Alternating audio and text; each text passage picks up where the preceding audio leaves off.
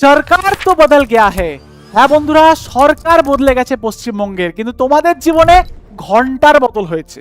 তোমাদের জীবনে বদল আনতে গেলে কিন্তু পেতে হবে একটা সরকারি চাকরি। সামনেই প্রচুর ভ্যাকান্সি আসতে চলেছে, তার মধ্যে অন্যতম হচ্ছে আমাদের পঞ্চায়েতের ভ্যাকান্সি। এবং তাই আজ তোমাদের জন্য আমি নিয়ে চলে এসেছি পলিটির যে পঞ্চায়েতের গুরুত্বপূর্ণ ক্লাস। আমি তোমাদের চ্যালেঞ্জ করে বলতে পারি, এই যে ক্লাসটা না, তোমাদের এই যে আপকামিং ভ্যাকান্সি যেটা আসতে চলেছে পঞ্চায়েত, তার জন্য হতে চলেছে অতি গুরুত্বপূর্ণ। আজ তোমাদের আমি কি পড়াবো?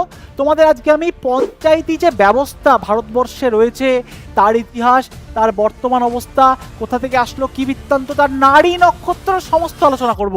চ্যালেঞ্জ করছি, আজ এই ক্লাসটা সম্পূর্ণ করলে তোমাদের অনেক হেল্পফুল হতে চলেছে। তো চলো ক্লাস শুরু করে দিই। তার আগে আমি বিদেশ রয় তোমাদের প্রত্যেককে স্বাগত জানাই তোমাদের প্রিয় চ্যানেল ইয়োর স্টাডিতে। লাস্ট অব দি ক্লাসটায় থাকো, তোমার কিন্তু অনেক হেল্প হবে। পঞ্চায়েতের ব্যাপারে একটা স্পষ্ট ধারণা চলে আসবে। চলে আসো আমাদের মেইন টপিকে। দেখো, এই যে ভারতের পঞ্চায়েত ব্যবস্থা, সেটা কোথা থেকে আসলো, এটার ইতিহাস কি, বা আমাদের এই যে সংবিধান, এই সংবিধানের মধ্যে পঞ্চায়েতের ব্যাপারে কি বলা রয়েছে, কি নেই, কি বৃত্তান্ত, বা কবে সংবিধানের মধ্যে এই পঞ্চায়েতি ব্যবস্থাকে আনা হয়েছে, সেটাকে আলোচনা করি।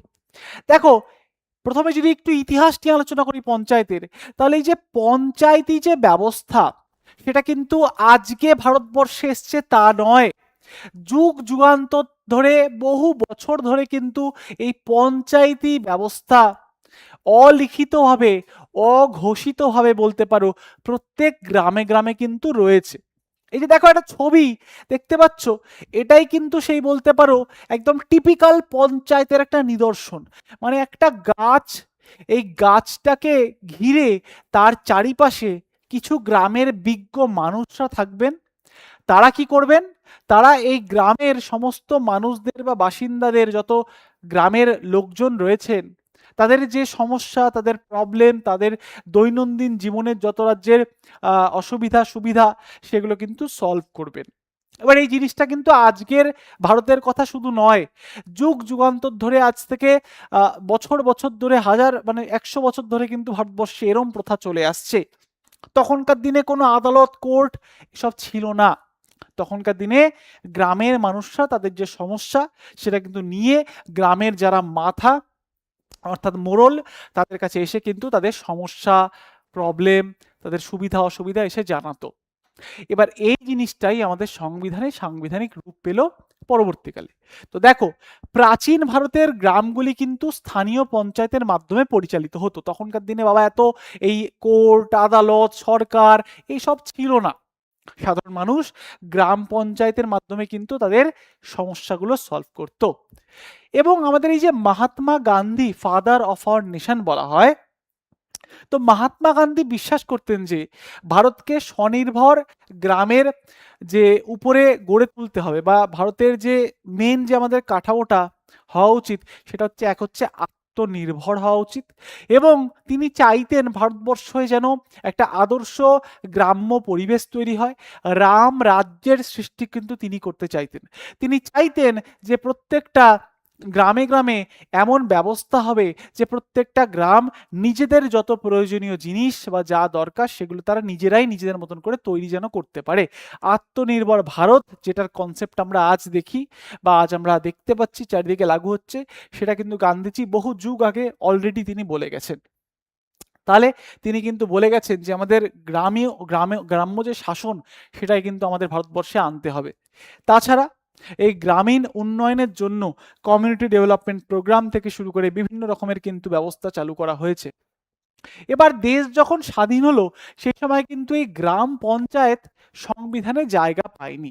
গ্রাম পঞ্চায়েতের যদি একটু ইতিহাসটা ভালো করে বলি, তো দেখো, প্রাচীন ভারতের গ্রামগুলি স্থানীয় পঞ্চায়েতের মাধ্যমে পরিচালিত হলো।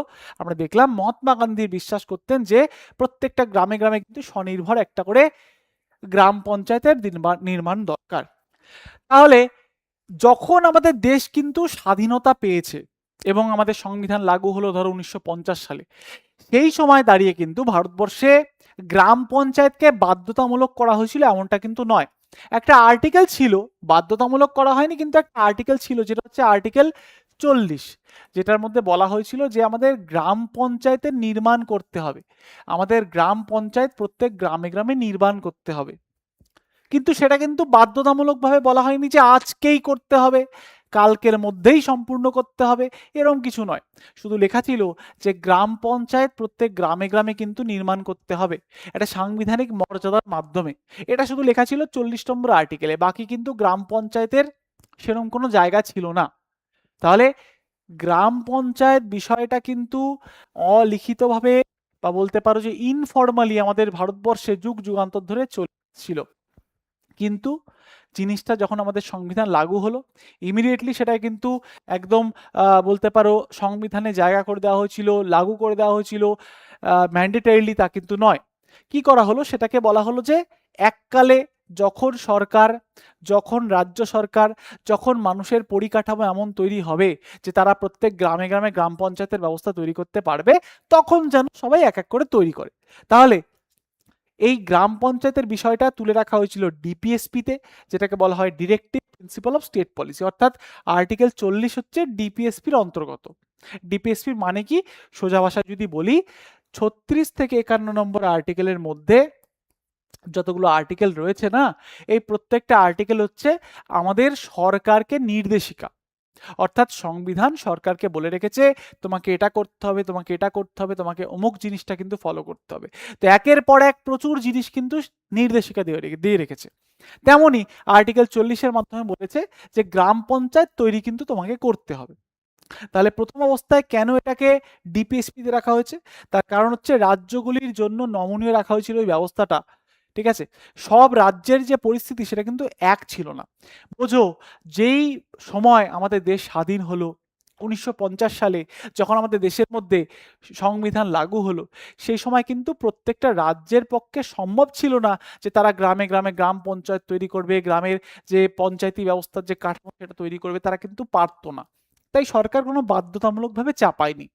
আর্টিকেল 40-এর মাধ্যমে বলে রেখেছে যে ঠিক আছে, আজ পারছো না কাল করো, কাল পেরো না পরশু দিন করো, যখন সামর্থ্য হবে তখন করো। তো সব রাজ্যের পরিস্থিতি যেহেতু এক ছিল না, তাই তাৎক্ষণিকভাবে অগ্রাধিকার কিন্তু দেওয়া হয়নি, মানে প্রাধান্য কিন্তু সেই সময় দেওয়া হয়নি। ডিপিএসপির মাধ্যমে কিন্তু ব্যাপারটাকে ধরে রাখা হয়েছিল আমাদের সংবিধানে, এবং ধীরে ধীরে বাস্তবায়নের সুযোগ দেওয়া হয়েছিল যে যখন সুযোগ হবে তখন জিনিসটাকে লাগু করো। ঠিক আছে, এবার কি হয়, এটা তো প্রথম অবস্থায়, তারপরে কি হলো, এরপরে না আমাদের সরকার দেখলো যে না, আজ আমাদের পরিস্থিতি একটু ভালো হয়েছে। যখন সময় গেল, কিছুটা সময় যাওয়ার পরে দেখলো আজ আমাদের পরিস্থিতি ভালো হয়েছে। সরকার কি করলো, বিভিন্ন কমিটিকে দায়িত্ব দিল যে তোমরা একটু বলো দেখি যে আমাদের ভারতবর্ষে যদি গ্রাম পঞ্চায়েত আসে তাহলে সেটা কেমন হতে পারে। তো বিভিন্ন কমিটি আসলো, সেই কমিটিগুলো নিজের নিজের রেকমেন্ডেশন দিল যে অমুক হলে ভালো হয়, গ্রাম পঞ্চায়েত ব্যবস্থাটাকে এমনভাবে তৈরি করলে ভালো হয়, বিভিন্ন রকমের কিন্তু রেকমেন্ডেশন দেওয়া শুরু করলো। তাহলে পরবর্তীতে আমাদের গ্রাম পঞ্চায়েত কিন্তু সংবিধানে জায়গা করেছে 1992 সালে, এবং এই যে 92 সালে যে যাওয়ার যে জার্নিটা, সেটা আমরা আলোচনা করব। জিনিসটা যদি প্রথম থেকে আরেকবার বলি, যে আমাদের ভারতবর্ষে কিন্তু পৌরাণিকভাবে বহু যুগ যুগান্তর ধরে গ্রাম পঞ্চায়েত ব্যবস্থাটা কিন্তু ছিল অলিখিতভাবে। যখন দেশে স্বাধীনতা আসলো, সংবিধান লাগু হলো, সেই সময়ও কিন্তু আমাদের দেশে পঞ্চায়েত একদম ম্যান্ডেটারিলি জারি হয়নি। শুধু একটা আর্টিকেলে তার উল্লেখ পাওয়া যায়, আর্টিকেল 40-এ, যেখানে বলা হয়েছিল যে রাজ্য সরকার যখন তার সময় সুযোগ হবে, যখন পরিস্থিতি হবে, তখন যেন জারি করে। এবং পরবর্তীকালে কালে কালে কিন্তু এই আমাদের পঞ্চায়েতি ব্যবস্থাটা সাংবিধানিক রূপ পেয়েছে, বিভিন্ন কমিটির রেকমেন্ডেশন অনুযায়ী কিন্তু তারা পঞ্চায়েত ব্যবস্থা জারি করেছে। আমরা দেখবো এক এক করে যে কতগুলো কমিটি এসেছিল, কি বৃত্তান্ত, তোমাদের পরীক্ষা পয়েন্ট অফ ভিউ থেকে ভেরি ইম্পর্টেন্ট একটা টপিক। তো দেখো, পঞ্চায়েতি রাজ যখন আসার কথা চলছে দেশের মধ্যে, সরকার বিভিন্ন কমিটিকে দায়িত্ব দিল যে তোমরা বলো দেখি আমাদের ভারতবর্ষে গ্রাম পঞ্চায়েত তৈরি করলে সেটার কাঠামোটা কেমন হতে হবে, তার স্ট্রাকচারটা কেমন হবে, তার মধ্যে কতগুলো মেম্বার হবে, কাজটা কিভাবে তারা করবে, সমস্ত কিছুর একটা সাজেশন চাইলো। তো অনেক কমিটি রয়েছে, অনেক কমিটির নাম পরীক্ষায় মানে মেনলি জিজ্ঞেস করে না, কিছু কিছু কমিটি রয়েছে যেগুলোর নাম কিন্তু পরীক্ষায় প্রচন্ডভাবে জিজ্ঞেস করে। তোমাদের যে পরীক্ষা আসবে ওখানে কিন্তু এখান থেকেই প্রশ্ন করবে। তো দেখো, বেশ কিছু কমিটি তৈরি করা হলো বিভিন্ন সময় সময়। ফর এক্সাম্পল, সব থেকে গুরুত্বপূর্ণ কমিটি, সবাই নোট ডাউন করে নাও যারা খাতায় নোট ডাউন করছো, Balwant Mehta committee, very important. তা কমিটি কি, কিসের কমিটি? সরকার এই মানুষগুলোদের দায়িত্ব দিল যে আচ্ছা আপনারা না একটা টিম তৈরি করুন, আপনারা একটা গ্রুপ তৈরি করুন এবং আপনারা সিদ্ধান্ত নিন যে এই যে ভারতবর্ষের বুকে যদি আমরা একটা পঞ্চায়েতি ব্যবস্থাকে সাংবিধানিক স্বীকৃতি দিতে চাই, তার জন্য একটা কাঠামো যে তৈরি হবে, মানে পঞ্চায়েতটা কেমন স্ট্রাকচার হবে সেটা আপনারা বলে দিন তো, তাহলে ভালো হয়। তো বলবন্ত মেহতা একটা কমিটি তৈরি করা হলো।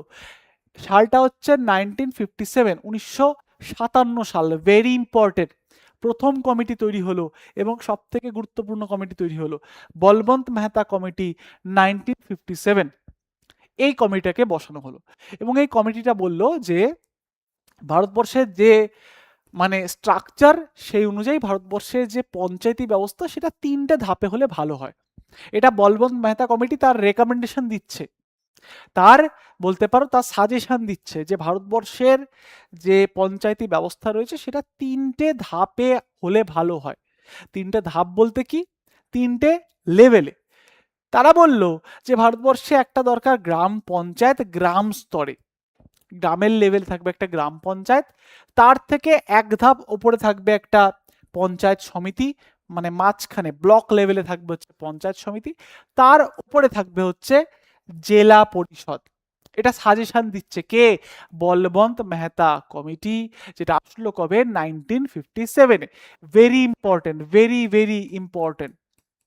তাহলে কি বুঝতে পারছি?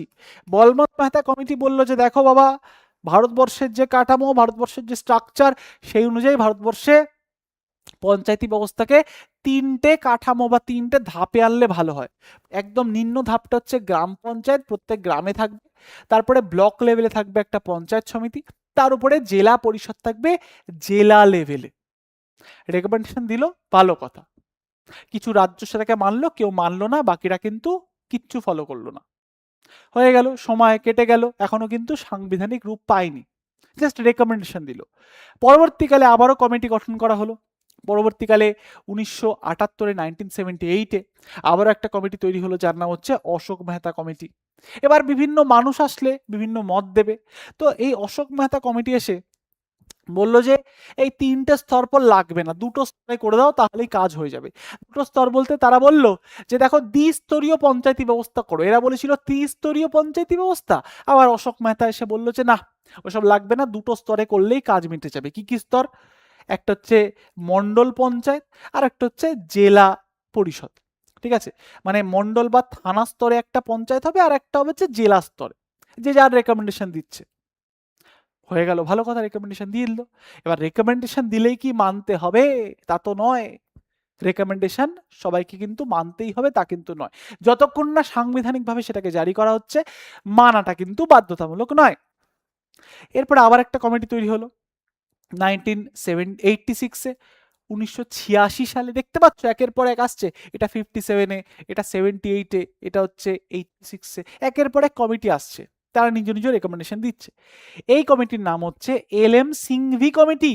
পরীক্ষায় জিজ্ঞেস করবে এই কমিটির নামগুলো, এই কমিটিগুলো কি রেকমেন্ডেশন দিয়েছিল, কি তাদের পরামর্শ ছিল, সেগুলো কিন্তু পরীক্ষায় জিজ্ঞেস করবে। তো এলএম সিংভি কমিটি কি বলল? এলএম সিংভি কমিটি এসে বলল যে এই কমিটি পঞ্চায়েতকে সাংবিধানিক মর্যাদা দেওয়ার সুপারিশ করে। এই কমিটি এসে বলল যে দেখো সব ঠিক আছে, ত্রিস্তরীয় করো, দ্বিস্তরীয় করো, ডাজন্ট ম্যাটার, কিন্তু পঞ্চায়েত এখনো সাংবিধানিক স্বীকৃতি পায়নি। ওই আর্টিকেল 40 বলে রেখেছিল যে ভারতে একটা গ্রাম পঞ্চায়েতের দরকার, কিন্তু সংবিধানের মাধ্যমে এটাকে স্বীকৃতি আলাদা করে ভালো করে দেওয়া হয়নি। তো এরা বলল যা করো করো, সাংবিধানিক স্বীকৃতি আগে দাও। তাছাড়া এরা কি বলল? বলল গ্রাম সভার যে ক্ষমতা ও গুরুত্ব বৃদ্ধির উপরে জোর দিল। বলল গ্রাম সভা, তার যে ক্ষমতা এবং তার যে মানে বলতে পারো এখতিয়ার, সেটাকে বৃদ্ধির দিকে জোর দিল। এবং এই কমিটিটা বলল যে পঞ্চায়েতকে এত ক্ষমতা দাও যার মাধ্যমে সে স্বায়ত্তশাসিতভাবে মানে একটা গ্রামকে যেন শাসন করতে পারে। তাহলে আমরা কি বুঝতে পারছি? একবার ব্যাপারটা রিভাইজ করে নি প্রথম থেকে, জিনিসটা ভালো মতন বোঝো, খুব গুরুত্বপূর্ণ। আমরা বুঝতে পারছি যে আমাদের ভারতবর্ষে পঞ্চায়েতি ব্যবস্থা কিন্তু নতুন নয়, বহু যুগ যুগান্তর ধরে চলে আসছে, কিন্তু সাংবিধানিক রূপ পায়নি। সংবিধান আসার পরেও কিন্তু সাংবিধানিক রূপ পায়নি। একটা জায়গায় উল্লেখ অবশ্যই করা আছে, যেটা হচ্ছে আর্টিকেল 40, যেখানে বলা হয়েছে যে গ্রাম পঞ্চায়েতের নির্মাণ প্রত্যেক গ্রামে গ্রামে গ্রাম পঞ্চায়েত থাকবে। কিন্তু প্রথম অবস্থায় 1950-এর সময় আমাদের ভারতের প্রত্যেক রাজ্যে কিন্তু গ্রাম পঞ্চায়েত যে তৈরি হবে সেটা সেই কাঠামো তৈরি ছিল না। এবার সরকারকে তো আর্টিকেল 40 বলে রেখেছে যে আজ না হোক কাল পঞ্চায়েতি ব্যবস্থা কিন্তু আনতে হবে।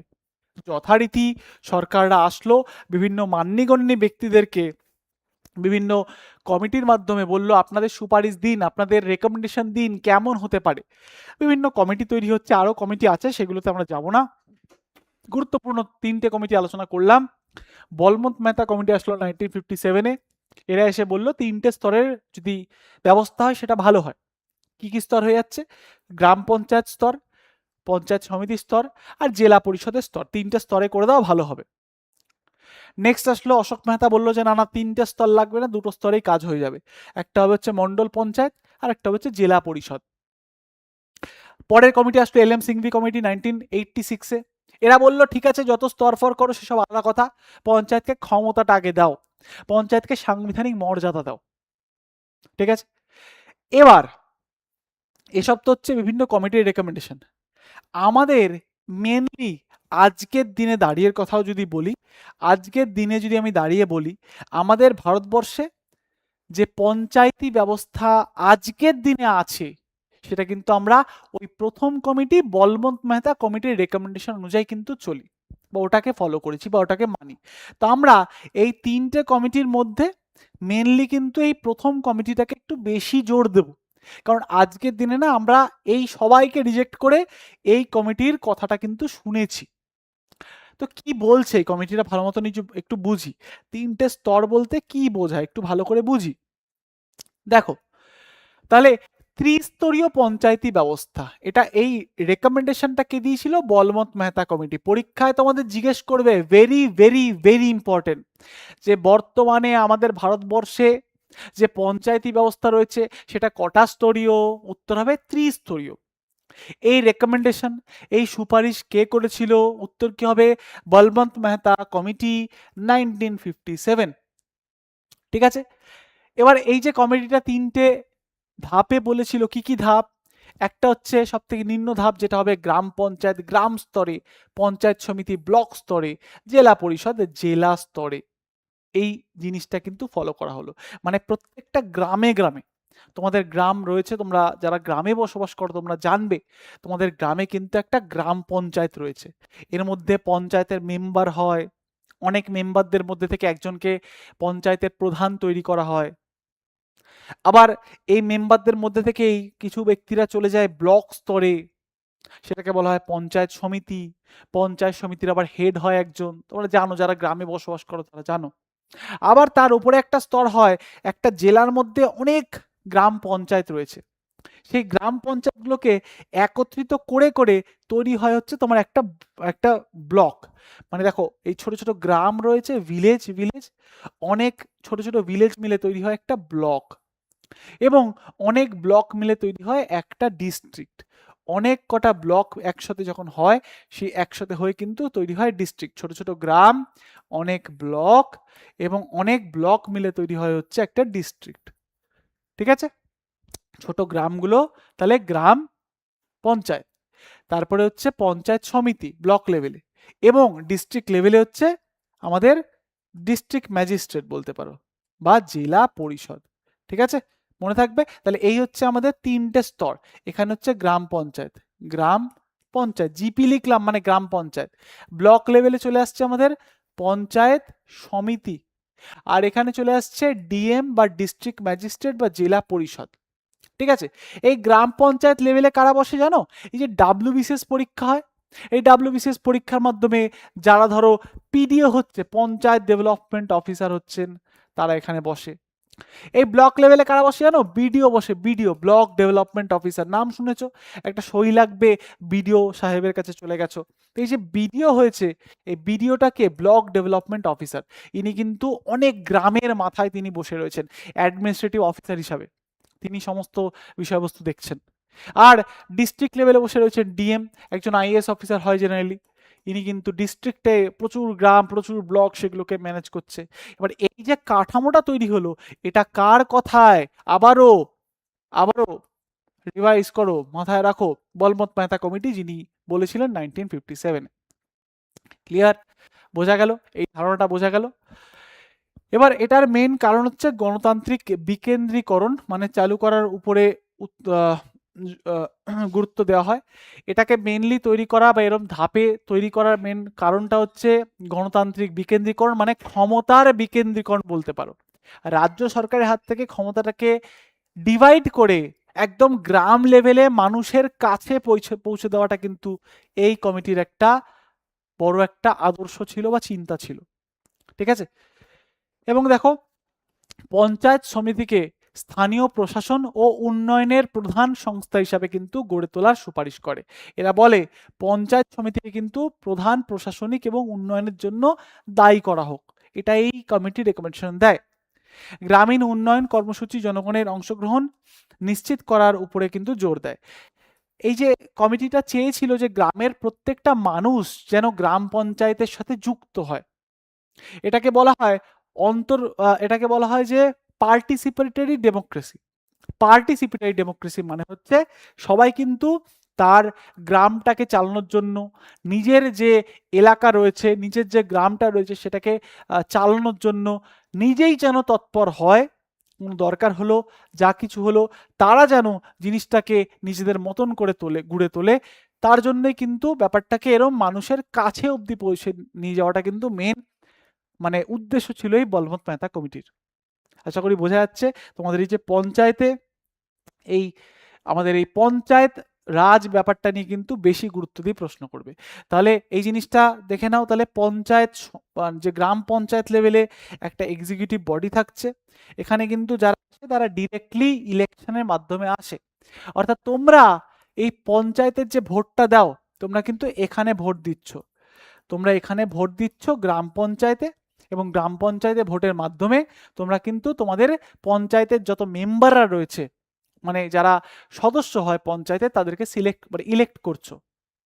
এদের মধ্যে থেকে চলে যায় হচ্ছে পঞ্চায়েত সমিতিতে ব্লক লেভেলে, এখানে ইনডাইরেক্ট ইলেকশনের মাধ্যমে কিন্তু পৌঁছে যায়। এবং এদের মধ্যে থেকে আবার কিছু মেম্বার পৌঁছে ডিস্ট্রিক্ট লেভেলে, অর্থাৎ ডিএম এর কাছে গিয়ে কিন্তু বসে তারা পুরো ডিস্ট্রিক্টটাকে চালানোর কিন্তু কাজকর্ম করে। আমাদের স্তরে যেটা হয়, সাধারণ মানুষের স্তরে এটা পঞ্চায়েত, গ্রাম পঞ্চায়েতে গিয়ে কিন্তু মানুষ ভোট দিচ্ছে, এইটার জন্য ভোট দেওয়া হয়। এবার দেখো, এ তো আমরা বুঝলাম যে আমরা বলবন্ত মেহতা কমিটিকে ভবিষ্যতে এনেছি, কিন্তু আসলোটা কবে, কবে আসলো, কি বৃত্তান্ত, জিনিসগুলো আমরা দেখব। তো দেখো, তৎকালীন প্রধানমন্ত্রী যখন এইসব কমিটি আসছে, রেকমেন্ডেশন আসছে, তো তৎকালীন প্রধানমন্ত্রী ছিলেন জওহরলাল নেহরু। এই কমিটির মূল সুপারিশগুলোকে সমর্থন করে এবং পঞ্চায়েতের হাতে অধিক ক্ষমতা অর্পণ করার প্রয়োজনীয়তার কথা কিন্তু স্বীকার করেন। জওহরলাল নেহরু তখন বললেন যে না, বলবন্ত মেহতা কমিটিটা কিন্তু ভালো রেকমেন্ডেশন দিয়েছে এবং সত্যিকারেরই এই পঞ্চায়েতকে কিন্তু আরো ক্ষমতা দেওয়া দরকার। এবার এই বলবন্ত মেহতা কমিটির রেকমেন্ডেশন অনুযায়ী প্রথমবারের জন্য যে রাজ্য তথা যে গ্রামে এই পঞ্চায়েতের কাঠামোটাকে লাগু করা হলো, এটা পরীক্ষায় জিজ্ঞেস করে, ভেরি ভেরি ইম্পর্টেন্ট। মানে এটাকে আমি 4টে স্টার দিলেও কম হবে, পরীক্ষায় এখান থেকে জিজ্ঞেস করবেই। মাথায় রাখবে, রাজস্থানের রাজস্থানের কিন্তু একটা মানে গ্রাম রয়েছে যেটার নাম হচ্ছে নাগর। ঠিক আছে? নাগর যে জেলা রয়েছে, তাহলে নাগর জেলায় কিন্তু প্রথমবারের জন্য এই বলবন্ত মেহতা কমিটির রেকমেন্ডেশন অনুযায়ী কি করা হলো, পঞ্চায়েতি ব্যবস্থা চালু করা হলো, ত্রিস্তরীয় পঞ্চায়েতি ব্যবস্থা চালু করা হলো। তাহলে এই সুপারিশ অনুযায়ী ভারতের সর্বপ্রথম, এই জায়গাটা প্রচন্ড গুরুত্বপূর্ণ, সর্বপ্রথম গঠিত হয় 1959, ভেরি ইম্পর্টেন্ট, 1959-এ 2রা অক্টোবর রাজস্থানের নাগরে কিন্তু স্থাপনা হলো প্রথম পঞ্চায়েতি ব্যবস্থা। প্রথমবারের জন্য পরীক্ষায় অজস্রবার প্রশ্ন করেছে, হাজারবার প্রশ্ন করে ফেলেছে যে পঞ্চায়েতি ব্যবস্থা প্রথম কোথায় আসে। তাহলে পঞ্চায়েতি ব্যবস্থা প্রথম আসলো কোথায়, না রাজস্থানের নাগর জেলাতে। কোথায়? রাজস্থানের নাগর জেলাতে।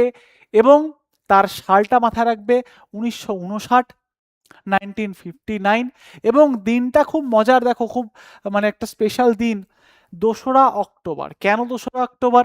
কমেন্ট বক্সে আমাকে একটু জানাও দেখি, কেন 2রা অক্টোবরেই এই পঞ্চায়েতি ব্যবস্থাটাকে নাগর জেলাতে জারি করা হয়েছিল? আমাকে কমেন্ট বক্সে প্রত্যেকে জানাবে যে কেন জারি করা হয়েছিল।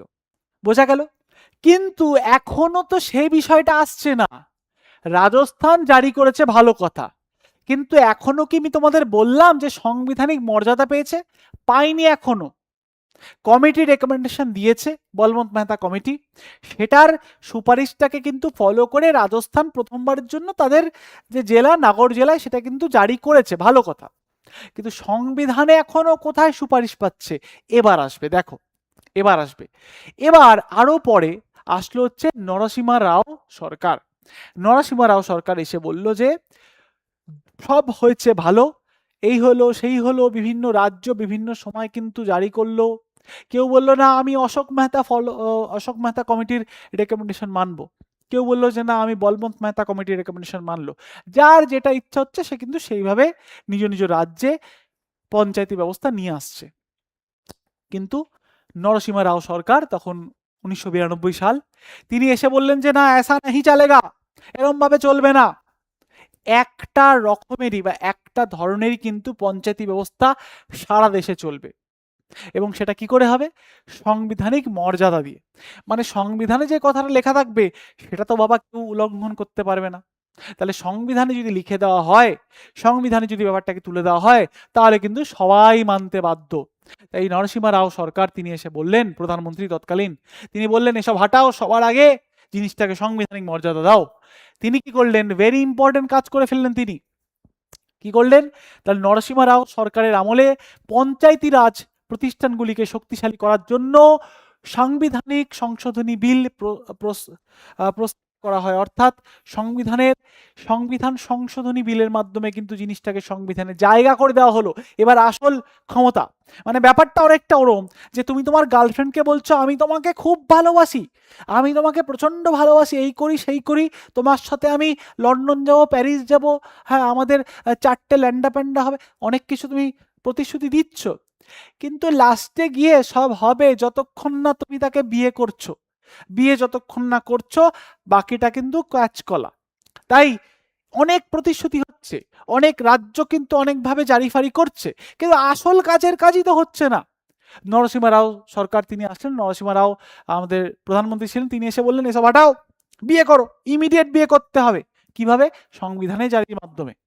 73তম সংবিধান সংশোধনীর মাধ্যমে। কান খুলে ঢুকে নাও, কান খুলে শুনে নাও, পরীক্ষায় জিজ্ঞেস করবে করবে করবে। Very very important. পার্লামেন্টে পাস হলো 73তম সংবিধান সংশোধনীর মাধ্যমে আমাদের ভারতে পঞ্চায়েতি ব্যবস্থাকে সাংবিধানিক রূপ দেওয়া হলো। 4টে থেকে 5টা থেকে 6টা স্টার মানে তার থেকেও বেশি ইম্পর্টেন্ট হতে পারে, তার থেকেও বেশি গুরুত্বপূর্ণ হতে পারে। কারণ পঞ্চায়েতের পরীক্ষা দিতে যাচ্ছ আর যদি নাই জানো যে পঞ্চায়েতি ব্যবস্থা কোন সংবিধান সংশোধনীর মাধ্যমে ভারতবর্ষে এসছে, তাহলে যেও না, এটাকে কপালে লিখে নিয়ে যাবে, এটা আসবেই পরীক্ষায়। তাহলে মাথায় রাখতে হবে 73তম সংবিধান সংশোধনী আসলো 1992 সালে। এটার ব্যাপারে একটু পড়ে নিই, দেখে নাও, ভেরি ইম্পর্টেন্ট। পাস হয় ডিসেম্বর 1992 সালে, এটা কার্যকরী হয় 24শে এপ্রিল 1993 সালে। এবং ভেরি ইম্পর্টেন্ট, এই জায়গাটা না প্রচন্ড পরিমাণে ইম্পর্টেন্ট, প্রচন্ড। এই পেজটাকে একদম লিখে নাও লাল পেন দিয়ে নিজেদের খাতায়। তাহলে ডিসেম্বর মাসে কিন্তু এই বিলটা পাস হলো, 24শে এপ্রিল কিন্তু বিলটা আসলো এবং সংবিধানে জায়গা করে ফেললো। কোথায় না? আমাদের সংবিধানের 9ম খণ্ডে।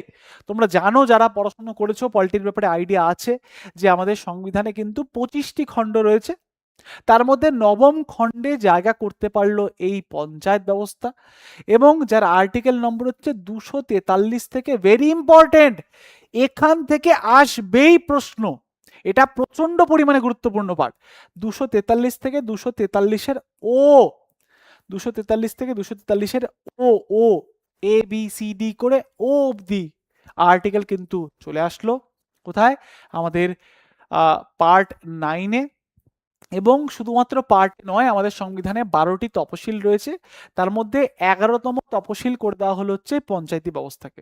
এবং এই 11তম তপশিলে 29টি বিষয় রাখা হলো, 29টি আইটেম বা বিষয় রাখা হলো।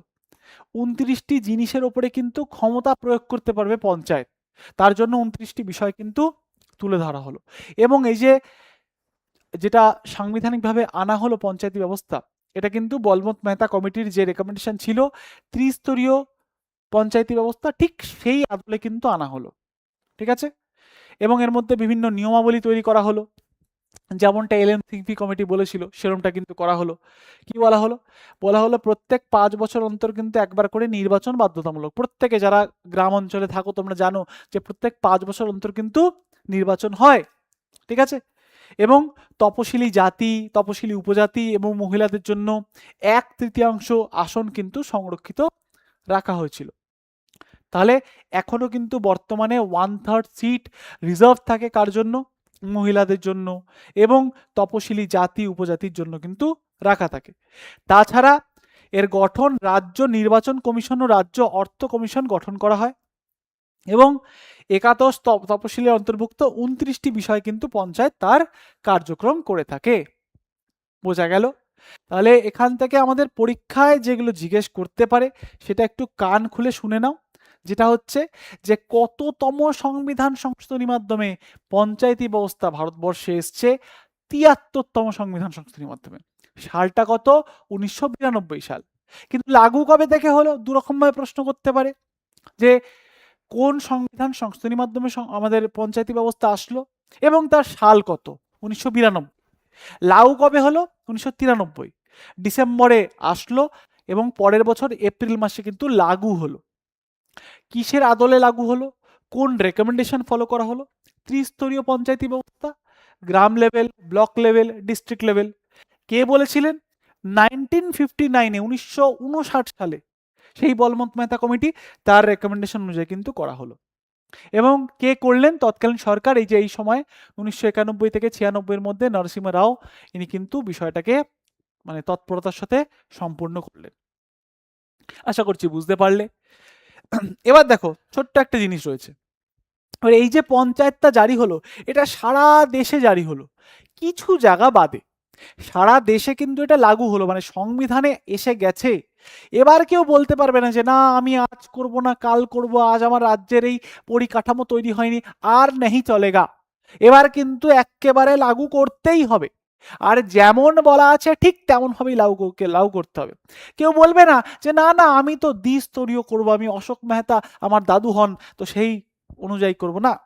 যেটা বলা হয়েছে যে ত্রিস্তরীয়, ঠিক এইটাই ফলো করতে হবে, আর কারোর কথা শোনা হবে না। তাহলে সারা দেশ জুড়ে জারি হচ্ছে, কিছু মানে জায়গা বাদে। সেই জায়গাগুলো হচ্ছে তপশিলি উপজাতি অর্থাৎ এসটি অন্তর্ভুক্ত যেসব জায়গা রয়েছে, আদিবাসী বা আদি বাসিন্দাদের যেসব অঞ্চল রয়েছে সেসব অঞ্চলকে কিন্তু ধরা হয়নি 1993 সালে। তো সেসব অঞ্চলকে না পরবর্তীকালে প্রসারিত হয়েছিল। মানে আমাদের ভারতবর্ষে যেমন ধরো অন্ধ্রপ্রদেশ, হিমাচল প্রদেশ, ঝাড়খণ্ড, তেলেঙ্গানা, ছত্তিশগড়, গুজরাট, মধ্যপ্রদেশ, মহারাষ্ট্র, রাজস্থান, উড়িষ্যা, এসব রাজ্যের অনেক জায়গায় কিন্তু প্রচুর আদিবাসী মানুষরা রয়েছে। এবার তারা জিনিসটার সাথে এত ভালো করে কিন্তু মানিয়ে নিতে পারবে না, তাই পরবর্তীকালে একটু টাইম নিয়ে সময় নিয়ে সেই সব অঞ্চলেও কিন্তু জিনিসটার প্রসারিত করা হলো বা এক্সটেনশন করা হলো বলতে পারো। এবার সেটা একটা নতুন আইনের মাধ্যমে। এটাও মাথায় রাখতে হবে, ভেরি ইম্পর্টেন্ট, মাথায় রাখবে। পেশা অ্যাক্ট, পরীক্ষায় জিজ্ঞেস করবে যে পেশা আইন কি। তো পেশা কথার ফুল ফর্ম হচ্ছে পি দিয়ে panchayat, extension of scheduled area. তপশিলি যে এলাকা রয়েছে সেই এলাকায় পঞ্চায়েত ব্যবস্থার প্রসারণ, এক্সটেনশন, এই বিষয়টা আসলো পেশা আইন 1996-এর মাধ্যমে। তাহলে পরীক্ষায় যদি জিজ্ঞেস করে পেশা আইন 1996টা কি, মাথায় রাখতে হবে এটা এমন একটা আইন যেটার মাধ্যমে তপশিলি উপজাতিভুক্ত যেসব মানুষদের এরিয়া রয়েছে সেসব জায়গায় পঞ্চায়েতের ব্যবস্থার এক্সটেনশন, প্রসারণ বলতে পারো। ক্লিয়ার? তাহলে তপশিলি ভুক্ত ও উপজাতি অধ্যুষিত অঞ্চল যেগুলো মেনলি পঞ্চম তপশিলি রয়েছে, মানে মোট কথা আমাদের ভারতবর্ষের যত তপশিলি উপজাতিভুক্ত মানুষদের এলাকা রয়েছে সেখানে 73তম সংবিধান আইনটি কিন্তু প্রযোজ্য ছিল না। এই অঞ্চলগুলি কিন্তু পঞ্চায়েত ব্যবস্থার সম্প্রসারণের জন্য 1996 সালে পেশা আইন প্রবর্তন করা হয়। এই আইনের মাধ্যমে কটি রাজ্য, এই রাজ্যগুলো মাথায় রাখবে এবং কতগুলি রাজ্য মাথায় রাখবে, 10টি রাজ্যে পঞ্চম তপশিলিভুক্ত অঞ্চলে পঞ্চায়েতি ব্যবস্থা পরবর্তীকালে আসলো, যেটাকে বলা হয় পেশা অ্যাক্ট, পেশা আইন 1996। মেনলি এই রাজ্যগুলোর নাম তোমাদের অলরেডি বললাম, অন্ধ্রপ্রদেশ, হিমাচল প্রদেশ, ঝাড়খণ্ড, তেলেঙ্গানা, ছত্তিশগড়, গুজরাট, মধ্যপ্রদেশ, মহারাষ্ট্র আর রাজস্থান এবং উড়িষ্যা, এগুলো পরবর্তীকালে আসলো। ক্লিয়ার? একই জিনিস যেটা এসছিল আমাদের 73তম সংবিধান সংশোধনীর মাধ্যমে, পঞ্চায়েতি রাজ ব্যবস্থা, সেটাকেই পরে আরো 3 বছর পর প্রসারিত করা হলো ওই তপশিলি উপজাতিভুক্ত মানুষদের এলাকাতে। এটাই হচ্ছে ব্যাপার, এমন কিছু হাতিঘোড়া নেই। পশ্চিমবঙ্গে একটু পঞ্চায়েতি ব্যবস্থার উপরে আলোচনা করে নি, লাস্ট বিষয় আমাদের। পশ্চিমবঙ্গে পঞ্চায়েতি ব্যবস্থা কবে আসলো, কি বৃত্তান্ত? এবার দেখো, একটা জিনিস তো বুঝে গেছো যে 73তম সংবিধান সংশোধনী এবং মানে হচ্ছে 1992 পর থেকে সারা দেশে পঞ্চায়েতি ব্যবস্থা এসে গেছেই, আর যেটুখানি বাকি ছিল সেটা হচ্ছে 96 পেশা আইনের মাধ্যমে এসে গেছে। কিন্তু তার আগে যে যার মতন করে কিন্তু পঞ্চায়েতি ব্যবস্থাকে আনছিল। তো পশ্চিমবঙ্গ কি করলো দেখো, তাহলে 1956 সালে কি হলো, পঞ্চায়েত বিধানসভা পঞ্চায়েতি আইন গৃহীত হয়। এই আইন অনুসারে, এটা এখানে একটু ভুল রয়েছে, এটা হবে হচ্ছে দ্বিস্তর, হবে বিস্তর নয়, এটা দ্বিস্তর, মানে পঞ্চায়েত পশ্চিমবঙ্গে কি করা হলো, পশ্চিমবঙ্গের সরকার বললো যে না, আপনার রাজ্য আপনার মর্জি চলেগা, বললো যে আমার যেটা ইচ্ছা সেটা চালাবো। পশ্চিমবঙ্গের সরকার বলল আমরা কি করব না, দ্বিস্তর বিশিষ্ট কিন্তু পঞ্চায়েতি ব্যবস্থা আনবো। বললো আমরা সব মানবো না, ত্রিস্তর ফিস্তর, আমাদের পছন্দ হয়েছে দুটো স্তর, আমরা দুটো স্তর বিশিষ্ট কিন্তু পঞ্চায়েতি ব্যবস্থা আনবো। ভালো কথা, তখন তো দেশে কোনো ইউনিফর্ম আইন নেই, কেউ মানা করতে পারে না। তাহলে প্রথমবারের জন্য দ্বিস্তর বিশিষ্ট পঞ্চায়েতি ব্যবস্থা আনার কথা বলা হলো। নেক্সট হচ্ছে, তারপরে কি হলো, তারপরে 1963-তে 1963-তে পশ্চিমবঙ্গ জেলা পরিষদ আইন তৈরি হয়, অর্থাৎ ডিস্ট্রিক্ট ম্যাজিস্ট্রেট আইন তৈরি হয়। তার ফলে পশ্চিমবঙ্গে 4 স্তর বিশিষ্ট কিন্তু পঞ্চায়েতি ব্যবস্থা তৈরি হয়। মানে বোঝো, কোন সরকার এসছে তখন বললো না দ্বিস্তরে করো, ভালো কথা। পরের সরকার এসে বললো না না 4টে স্তর করো, বাড়িয়ে দাও, বেশি পরিমাণে কিন্তু লোক থাকবে, সুবিধা হবে। লাস্টে কি হলো, 1973 সালে কিন্তু পশ্চিমবঙ্গ পঞ্চায়েতি আইনের মাধ্যমে রাজ্যে কিন্তু ত্রিস্তরীয় ব্যবস্থা নিয়ে আসলো। আলটিমেটলি 73তম সংবিধান সংশোধনীর মাধ্যমে যেটা হলো, এখানে কিন্তু আর কারোর কোনো জারি জুরি চলবে না। বর্তমানে যদি বলি, পশ্চিমবঙ্গ জেলা পরিষদের সংখ্যা 23টি, মহকুমা পরিষদের সংখ্যা 1টি, পঞ্চায়েত সমিতির সংখ্যা হচ্ছে 341টি এবং গ্রাম পঞ্চায়েতের সংখ্যা হচ্ছে 3354টি। মনে রাখতে চাইলে মনে রাখতে পারো।